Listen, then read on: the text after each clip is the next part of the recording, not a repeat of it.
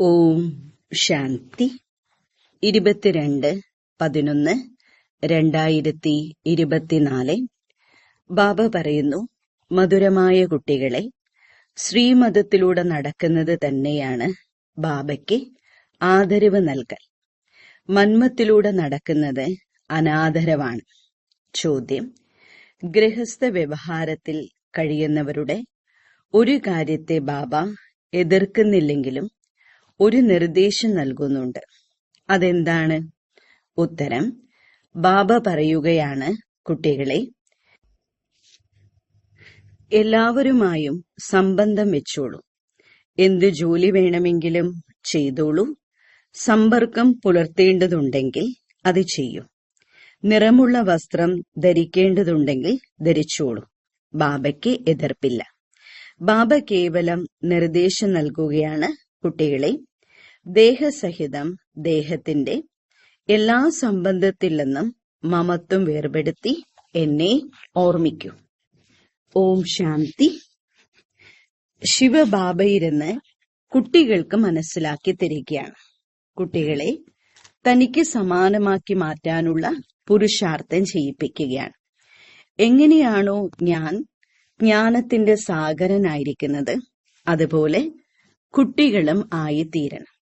എല്ലാവരും ഒരുപോലെ ആയിത്തീരുകയില്ല എന്ന് മധുരമായ കുട്ടികൾക്കറിയാം. എല്ലാവർക്കും അവരവരുടെ പുരുഷാർത്ഥം ചെയ്യണം. സ്കൂളിൽ അനേകം വിദ്യാർത്ഥികൾ പഠിക്കുന്നുണ്ട്.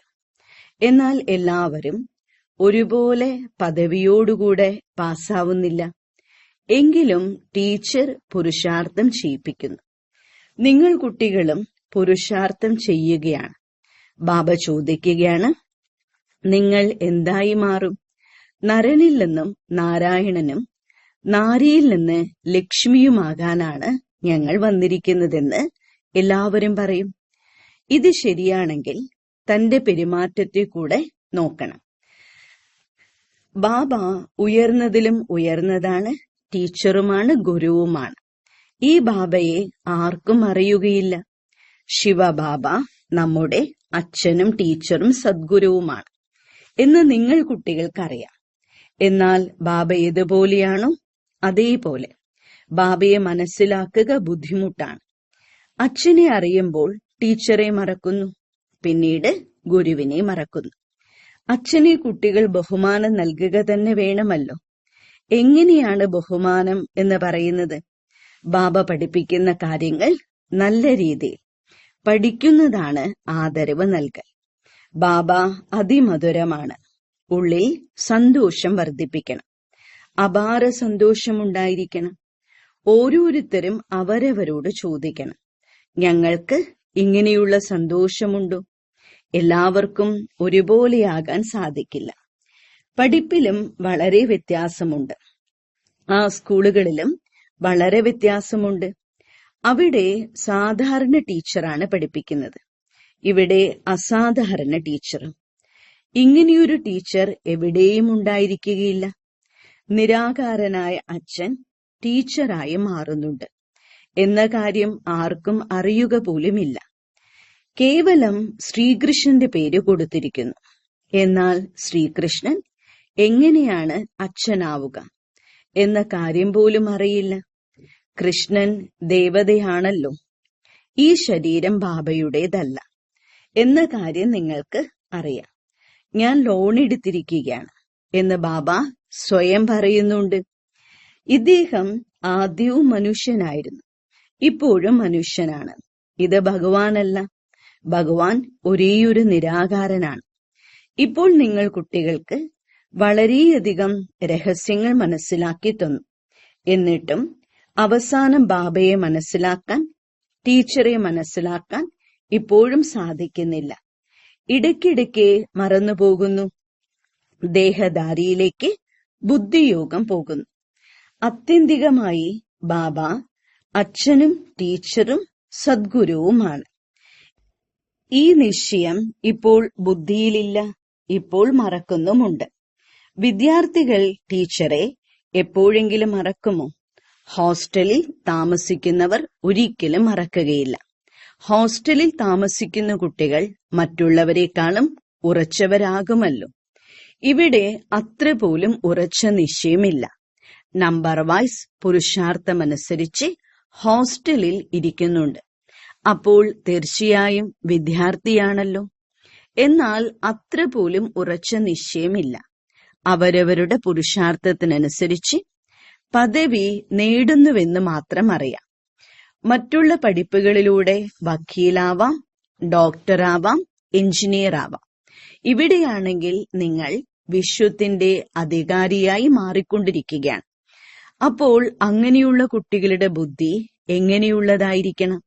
പെരുമാറ്റവും സംസാരവും എത്ര നല്ലതായിരിക്കണം? ബാബ മനസ്സിലാക്കി തരികയാണ്, കുട്ടികളെ, നിങ്ങൾ ഒരിക്കലും കരയരുത്. നിങ്ങൾ വിശ്വത്തിന്റെ അധികാരികളായി മാറുന്നവരാണ്. തലയിട്ടടിക്കരുത്. തലയിട്ടടിക്കുന്നത് കരച്ചിലിന്റെ ആധിക്യത്തിലാണ്. ബാബ പറയുകയാണ്, കരയുന്നവർ നഷ്ടപ്പെടുത്തി. വിശ്വത്തിന്റെ ഉയർന്നതിലും ഉയർന്ന ചക്രവർത്തി പദവിയാണ് നഷ്ടപ്പെടുത്തുന്നത്. നരനിൽ നിന്നും നാരായണനായി മാറാനാണ് വന്നിരിക്കുന്നതെന്ന് പറയും. എന്നാൽ പെരുമാറ്റം എവിടെ? സംഖ്യാക്രമത്തിലുള്ള പുരുഷാർത്ഥമനുസരിച്ച് എല്ലാവരും പുരുഷാർത്ഥം ചെയ്തുകൊണ്ടിരിക്കുകയാണ്. ചിലർ നല്ല രീതിയിൽ സ്കോളർഷിപ്പ് നേടി പാസ്സാകും, ചിലർ തോറ്റുപോകും. എന്തായാലും നമ്പർ വയസ്സാണ്. ഏതുപോലെയാണോ ഗ്രാമവാസികൾ പഠിക്കാൻ ഇഷ്ടപ്പെടാത്തത്, അതുപോലെ നിങ്ങളിലും പഠിക്കുന്നവരും പഠിക്കാത്തവരുമുണ്ട്. പുല്ല് മുറിക്കാൻ പറഞ്ഞാൽ വളരെ സന്തോഷത്തോടുകൂടി പോയി ചെയ്യും. അതാണ് സ്വതന്ത്ര ജീവിതം എന്ന് കരുതുന്നു. പഠിപ്പ് ബന്ധനമാണെന്ന് വിചാരിക്കുന്നു. ഇങ്ങനെ അനേകരുണ്ട്. സമ്പന്നരിൽ ജമീന്ദാർമാരും കുറവല്ല. സ്വയം സ്വതന്ത്രരെന്ന് വളരെ സന്തോഷത്തോടുകൂടെ ചിന്തിക്കുന്നു. ജോലിയുടെ പേര് പോലുമില്ല. ഓഫീസിലാണ് മനുഷ്യർ ജോലി ചെയ്യാറുള്ളത്. ഇപ്പോൾ ബാബ നിങ്ങൾ കുട്ടികളെ പഠിപ്പിക്കുന്നത് വിശ്വത്തിന്റെ അധികാരിയാക്കി മാറ്റുന്നതിന് വേണ്ടിയാണ്, ജോലിക്ക് വേണ്ടിയല്ല. നിങ്ങളാണെങ്കിൽ ഈ പഠിപ്പിലൂടെ വിശ്വത്തിന്റെ അധികാരിയായി മാറിക്കൊണ്ടിരിക്കുകയാണല്ലോ. ഏറ്റവും ഉയർന്ന പഠിപ്പാണ്. നിങ്ങൾ തികച്ചും സ്വതന്ത്രമായി വിശ്വത്തിന്റെ അധികാരിയായി മാറുകയാണ്. കാര്യം വളരെ ലളിതമാണ്. പഠിപ്പ് ഒന്ന് മാത്രമാണ്. ഇതിലൂടെ നിങ്ങൾ പവിത്രമായി മാറുമ്പോൾ ഇത്രയും ഉയർന്ന മഹാരാജാവും മഹാറാണിയുമായി മാറുന്നു. ഏത് ധർമ്മത്തിലുള്ളവരാണെങ്കിലും വന്നു പഠിക്കൂ എന്ന് നിങ്ങൾക്ക് പറയാൻ സാധിക്കും. ഈ പഠിപ്പ് വളരെ ഉയർന്നതാണെന്ന് മനസ്സിലാക്കണം. വിശ്വത്തിന്റെ അധികാരിയാവുന്ന കാര്യമാണ് ബാബ പഠിപ്പിക്കുന്നത്. നിങ്ങളുടെ ബുദ്ധി ഇപ്പോൾ വളരെ വിശാലമാക്കണം. നമ്പർ വൈസ് പുരുഷാർത്ഥമനുസരിച്ച് പരിധിയുള്ള ബുദ്ധിയിൽ നിന്നും പരിധിയില്ലാത്ത ബുദ്ധിയുള്ളവരായി മാറണം. നമ്മളെല്ലാവരും മറ്റുള്ളവരെയും വിശ്വത്തിലെ അധികാരിയാക്കി മാറ്റും എന്നുള്ളതിൽ വളരെ സന്തോഷമുണ്ടായിരിക്കണം. യഥാർത്ഥത്തിൽ സത്യുഗത്തിലും ദാസദാസിയുടെയും വേലക്കാരന്റെയും ജോലികളും ഉണ്ടായിരിക്കും. പഠിപ്പുള്ളവരുടെ മുന്നിൽ പഠിപ്പില്ലാത്തവർ പൂർണമായും ഭാരം ചുമക്കും. അതുകൊണ്ട് നല്ല രീതിയിൽ പഠിക്കുകയാണെങ്കിൽ നിങ്ങൾക്ക് ഇതായി മാറാമെന്ന് ബാബ പറയുന്നു. ഞങ്ങൾ ഇങ്ങനെയാണ് മാറുമെന്ന് കുട്ടികളും പറയും. എന്നാൽ പഠിക്കാതെ എന്താവാനാണ്? പഠിക്കുന്നില്ലെങ്കിൽ ബാബയും ഇത്രയും ആദരവോടുകൂടി ഓർമ്മിക്കാനും സാധിക്കില്ല.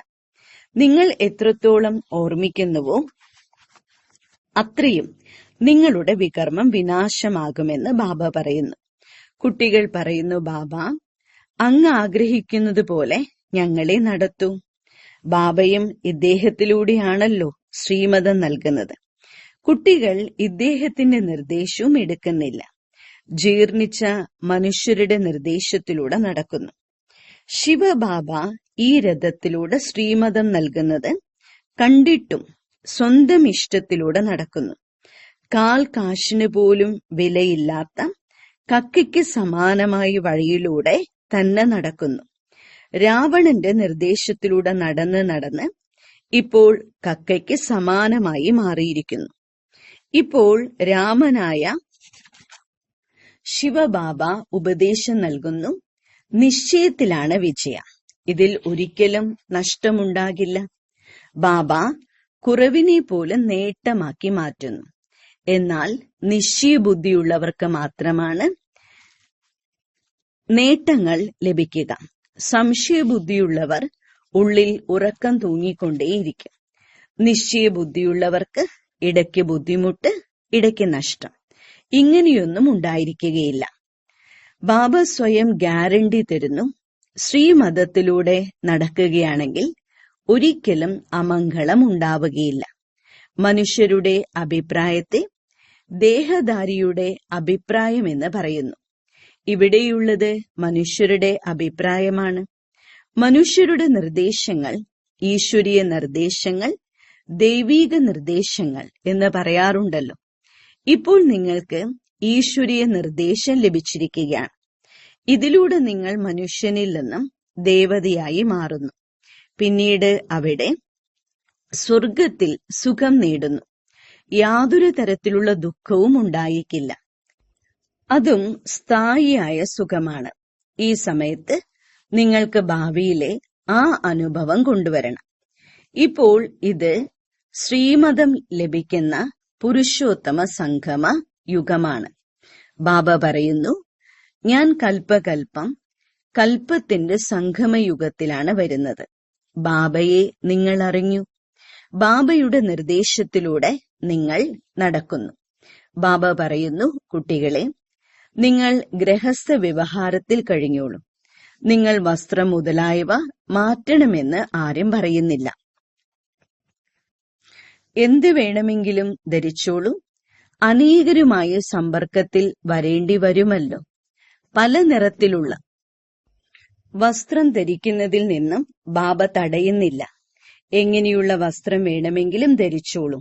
അത് ഇതുമായി യാതൊരു ബന്ധവുമില്ല. ദേഹസഹിതം ദേഹത്തിന്റെ എല്ലാ സംബന്ധങ്ങളെയും ഉപേക്ഷിക്കൂ എന്നാണ് ബാബ പറയുന്നത്.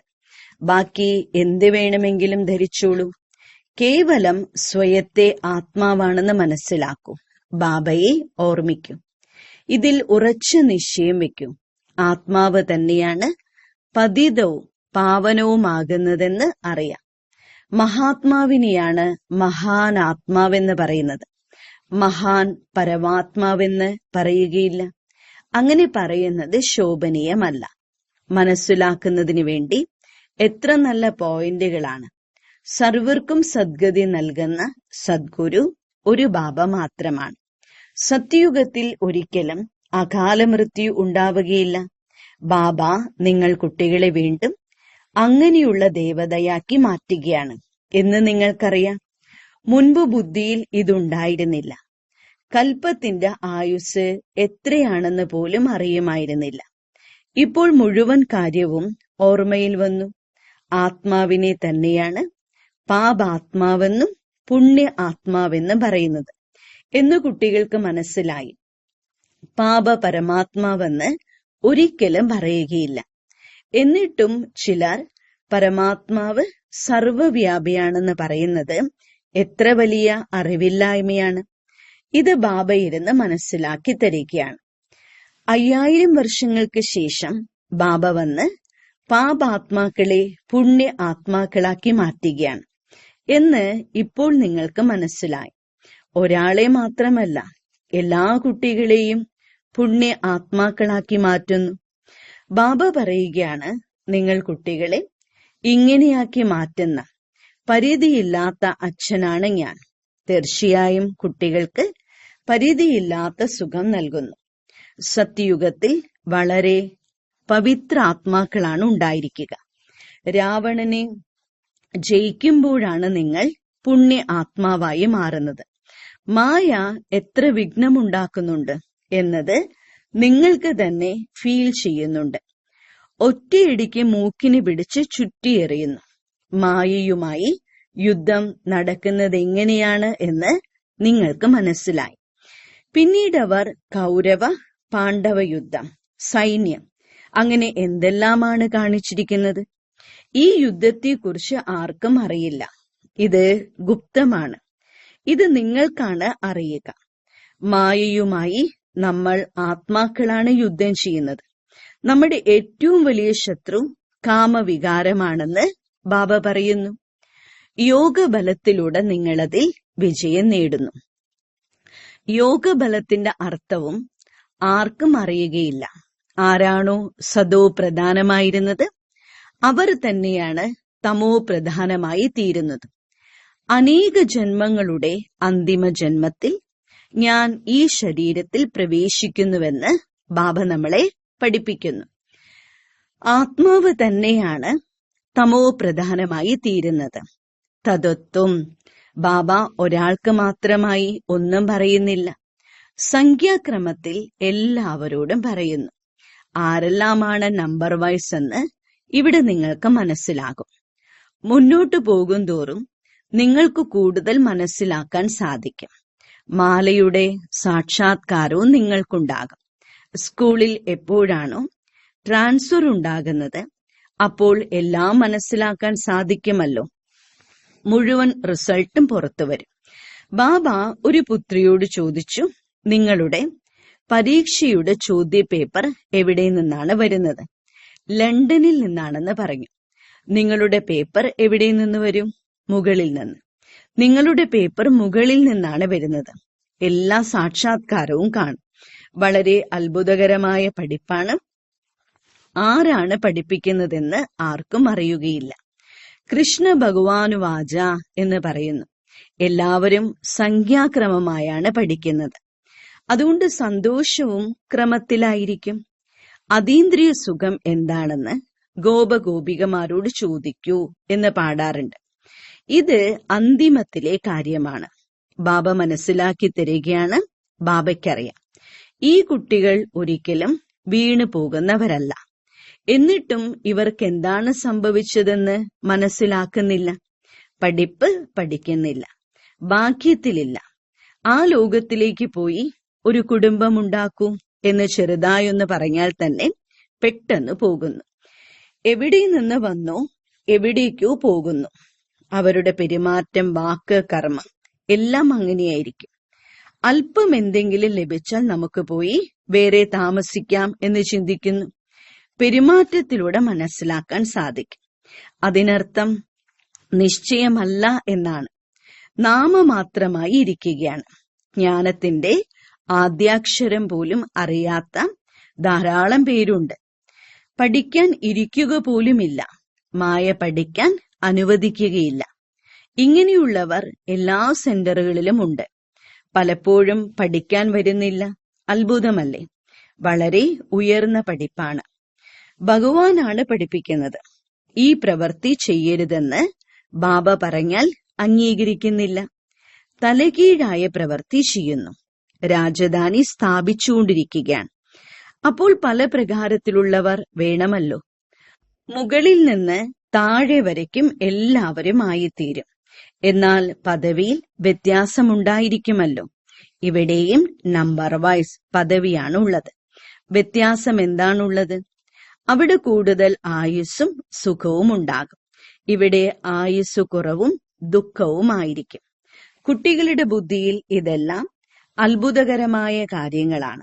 ഈ ഡ്രാമ എങ്ങനെയാണ് ഉണ്ടാക്കപ്പെട്ടിട്ടുള്ളത്?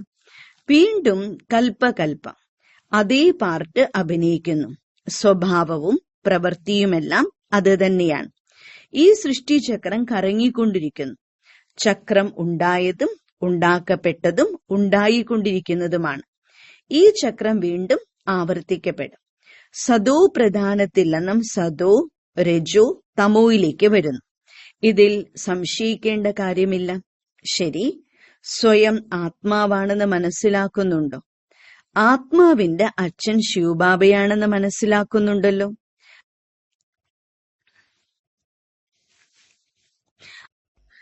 ആരാണോ സദോ പ്രധാനമായിരുന്നത് അവർ പിന്നീട് തമോ പ്രധാനമാകുന്നു. ബാബയെ ഓർമ്മിക്കുന്നതിലൂടെ വീണ്ടും സദോ പ്രധാനമായി മാറാൻ സാധിക്കും. ഇത് നല്ലതല്ലേ? കേവലം ഇവിടെ വരെ എത്തിക്കാൻ കഴിയണം. പരിധിയില്ലാത്ത ബാബ സ്വർഗത്തിന്റെ സമ്പത്ത് നൽകുകയാണെന്ന് പറയുന്നു. ആ ബാബ തന്നെയാണ് പതീത പാവനൻ. ബാബ ജ്ഞാനം നൽകുകയാണ്. ഇതിൽ ശാസ്ത്രങ്ങളുടെയൊന്നും കാര്യമില്ല. തുടക്കത്തിൽ ശാസ്ത്രം എവിടെ നിന്നാണ് വന്നത്? ഇവിടെ ഇപ്പോൾ അനേകർ വരുന്നുണ്ട്. അവർ പിന്നീടിരുന്ന് ശാസ്ത്രങ്ങൾ ഉണ്ടാക്കുന്നു. സത്യയുഗത്തിൽ ശാസ്ത്രങ്ങൾ ഉണ്ടായിരിക്കുകയില്ല. പഴയ ഒരു വസ്തുവും ഉണ്ടായിരിക്കുകയില്ല. പേരും രൂപവും എല്ലാം മാറുന്നു. ശരി, വളരെ കാലത്തെ വേർപാടിനു ശേഷം തിരിച്ചു കിട്ടിയ മധുരമധുരമായ കുട്ടികൾക്ക് മാതാവും പിതാവുമായ ബാബ്ദാദയുടെ സ്നേഹസ്മരണയും സുപ്രഭാതവും. ആത്മീയ അച്ഛന്റെ ആത്മീയ കുട്ടികൾക്ക് നമസ്കാരം. ധാരണയ്ക്കുള്ള മുഖ്യസാരം: ഒരിക്കലും തലയിട്ട് അടിക്കരുത്. നമ്മൾ വിശ്വത്തിന്റെ അധികാരിയാവാൻ പോവുകയാണ് എന്ന കാര്യം ബുദ്ധിയിലുണ്ടായിരിക്കണം. നമ്മുടെ പെരുമാറ്റം, സംസാരം എല്ലാം വളരെ നല്ലതാക്കണം. ഒരിക്കലും കരയരുത്. നിശ്ചയ ബുദ്ധിയായി മാറി ഒരേയൊരു ബാബയുടെ നിർദ്ദേശത്തിലൂടെ നടക്കണം. ഒരിക്കലും സംശയിക്കുകയോ ഉറക്കം തൂങ്ങുകയോ ചെയ്യരുത്. നിശ്ചയത്തിലാണ് വിജയം. അതുകൊണ്ട് അവനവനെ തന്നെ കാൽ കാശിന്റെ വഴിയിലൂടെ നടത്തരുത്. വരദാനം: ഏതൊരു പരിതസ്ഥിതിയിലും ഫുൾ സ്റ്റോപ്പ് ഇട്ട് സ്വയത്തെ പരിവർത്തനം ചെയ്ത് സർവരുടെയും ആശീർവാദങ്ങൾക്ക് പാത്രമാകുന്നവരായി ഭവിക്കട്ടെ. ബിന്ദു സ്വരൂപനായ ബാബയുടെയും ബിന്ദു സ്വരൂപമായ ആത്മാവിന്റെയും സ്മൃതിയുണ്ടെങ്കിൽ മാത്രമേ ഏതൊരു പരിതസ്ഥിതിയിലും ഫുൾ സ്റ്റോപ്പ് ഇടാൻ കഴിയുകയുള്ളൂ. അപ്പോൾ മാത്രമേ കൺട്രോളിംഗ് പവറും ഉണ്ടാവുകയുള്ളൂ. ഏതു കുട്ടികളാണോ ഏതൊരു സാഹചര്യത്തിലും അവനവനെ പരിവർത്തനപ്പെടുത്താൻ ധൈര്യം കാണിക്കുന്നത്, അവർ ആശീർവാദങ്ങൾക്ക് പാത്രമാകുന്നു. അവർക്ക് അവനവനിൽ നിന്ന് തന്നെ ആശീർവാദങ്ങൾ അഥവാ സ്വയം സന്തോഷം ലഭിക്കുന്നു. ഒപ്പം ബാബയിൽ നിന്നും ബ്രാഹ്മണ പരിവാരത്തിൽ നിന്നും ആശീർവാദം ലഭിക്കുന്നു. സ്ലോഗൻ: ഏത് സങ്കല്പം എടുത്താലും അതിനെ ഇടയ്ക്കിടയ്ക്ക് ദൃഢതയുടെ സീൽ വെക്കുകയാണെങ്കിൽ വിജയിയായി മാറും. ഓം ശാന്തി.